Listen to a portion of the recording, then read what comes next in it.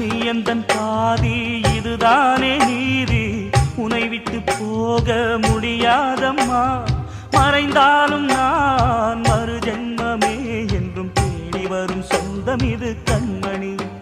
அதை தள்ளிவிட நியாயம் என்ன கண்மணி.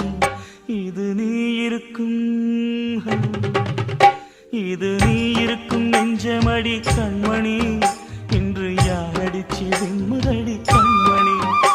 ஒரு வீடு கட்டி வச்சிருந்தேன் கண்மணி, அது வெட்ட வெளியாச்சுதடி கண்மணி. Ho, ho! Ho, ho!